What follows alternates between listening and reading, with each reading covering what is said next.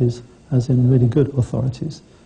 So whatever's going on that affects a child's risk of being killed is not at the moment being measured very effectively. And Ofsted clearly didn't pick up on what was happening on the ground in Haringey. It was rated good at protecting children the year that Peter died. It was a different story when the government sent the inspectors back in after his mother and boyfriend were convicted. This time Ofsted failed Haringey, and extracts from the inspectors' notebooks which we've obtained under a Freedom of Information request show why. They say performance data in children's social care is unreliable and in some important instances inaccurate.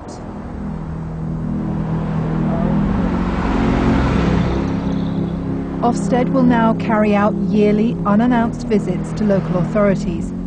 It will concentrate more on frontline practice. Many social workers tell us they're struggling right now with high caseloads and staff shortages. I think at the front line in social work we're pretty close to a crisis, in the sense that I don't think, when you've got so many professionals saying at the front line, we are worried, we don't feel that what's going on is adequate and safe, then I think that's a serious concern. I'm on my way to Surrey, a failing authority, but here social workers are so worried they're considering industrial action. They want to remain anonymous. They fear by speaking out they could lose their jobs. My caseload is in excess of 20. You feel that you're doing an impossible job because you're having to spread yourself across a large number of families. Surrey Council says caseloads are allocated after a detailed risk assessment and vulnerable children are the #1 priority. But social workers here are still dealing with more children than the overstretched social worker in baby P's case.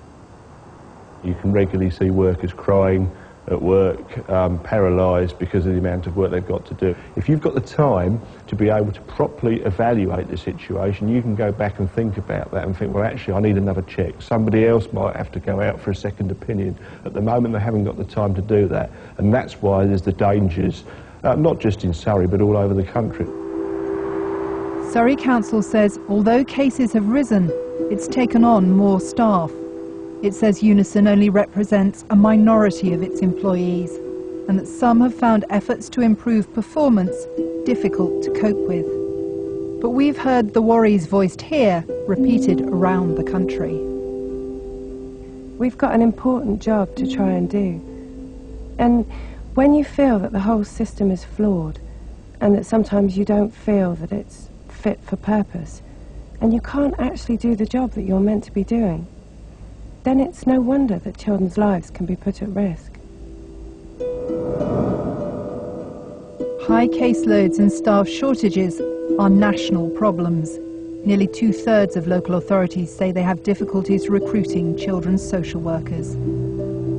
In Haringey, when Peter was on the register, it's claimed there was a rise in children needing protection. Social workers struggled to cope. It's nothing new. What was very misleading about Child P was it gave the media and the public the impression that this was something startlingly different or a departure from the norm.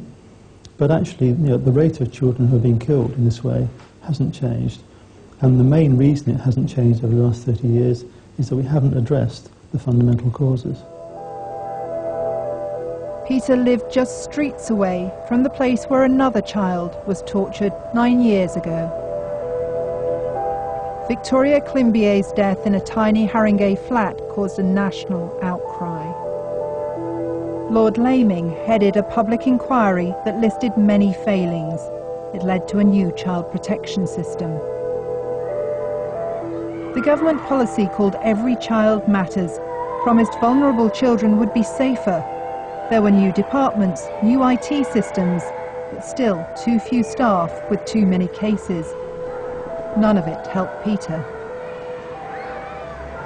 I think it's a really interesting question as to why we haven't made faster progress. If I think about the last 18 months in my job since I came to this new Department for Children, Schools and Families, the voice to me of teachers about what they wanted for the future of their profession has been loud and clear, from head teachers too. But from social workers, the social worker contribution professionally to the future of their profession and the public debates, to me, has been very silent. Well, and I partly, they've wanted to put their viewpoints, and we didn't find it difficult to find people who were desperate to talk. I actually, in part, I hold my hands up and say we should have asked social workers to speak up more.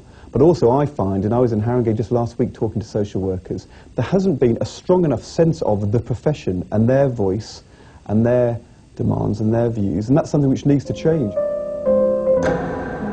But who would speak out as a social worker? They know they're usually singled out for blame when things go wrong, whatever pressures they face. In Haringey, still reeling from the outcry that followed Victoria Climbier's death, we know staff were terrified by what might follow a second tragedy. If you get it wrong, you need to know that you're going to be supported by your professional organisations, by your employers, and not hung out to dry. The danger that professionals discern of not being properly supported is they'll start making these decisions based on what's right for them or the organisation, when they should be making the decisions in terms of what's right for the child. Last week, 4 more Haringey staff were sacked. Maria Ward, Peter's social worker, her immediate boss, Gilly Christou, Clive Priest, the service manager, and Cecilia Hitchin, Deputy Director of Children's Services. But even now, have we heard the whole story?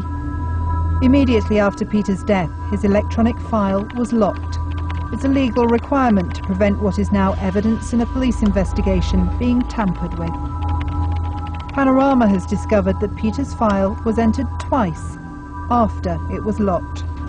Haringey says an expert has checked and no changes were made. But police sources have told us it hasn't been forensically examined by an independent expert.